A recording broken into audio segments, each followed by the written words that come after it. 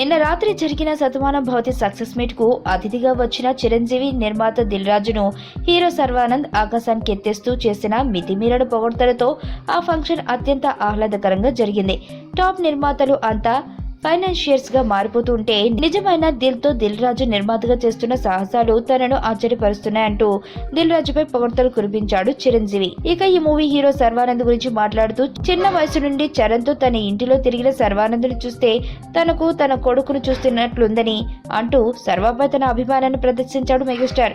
సర్వానంద్ తనతో మొదటిసారిగా కెమెరా ముందు నిలబడ్డ విషయాన్ని బయటపెడుతూ థమ్స్అప్ యాడ్ లో తనతో పాటు సర్వానంద్ నటించాడన్న విషయం చాలా తక్కువ మందికి తెలుసు అంటూ మరో ఆసక్తికర విషయాన్ని బయటపెట్టాడు చిరంజీవి. ఇదిలా ఉండగా దిల్ రాజుకు వెంకటేశ్వర స్వామి అంటే ఉన్న విపరీతమైన భక్తి నిన్న జరిగిన శతమానం భవతి విజయోత్సవ సభలో కూడా అడుగున కనిపించింది. భాగ్యనగరంలోని పార్క్ హయాత్ లాంటి 5 స్టార్ హోటల్లో ఆధ్యాత్మికత వెల్లువిరిసేలా చేశాడు దిల్ రాజు.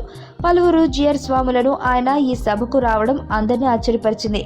ఈ వేదికను కూడా వెంకన్న మండపంగా మార్చేసి కాషాయ వస్త్రాలు పావు కోళ్లు దండాలు ధరించి జిఆర్ స్వాములతో పార్క్ హయాత్ కళకళలాడింది. ఇదిలా ఉండగా సంక్రాంతి రేసుకు విడుదలైన శతమానం భవతి టాప్ హీరోల సినిమాల కంటే ముందుగా సక్సెస్ మీట్ జరుపుకోవడం అందరినీ ఆశ్చర్యపరుస్తుంది. కేవలం 9 కోట్ల బడ్జెట్ తో రూపొందించిన ఈ మూవీ ఇప్పటి వరకు కేవలం తెలుగు రాష్ట్రాల నుంచి 22 కోట్లను ఖాతాలో వేసుకుని ప్రపంచవ్యాప్తంగా ఈ మూవీ ఇప్పటి వరకు 27 కోట్లను చేరుకుని ఇంకా తన హవాను కొనసాగిస్తుంది. అంటే ఈ సినిమా ఏ రేంజ్ లో హిట్ అయిందో అర్థమవుతుంది. ఈ సినిమాతో సర్వానంద్ యంగ్ హీరోల రేసులో ముందు వరుసలోకి వచ్చేశాడు.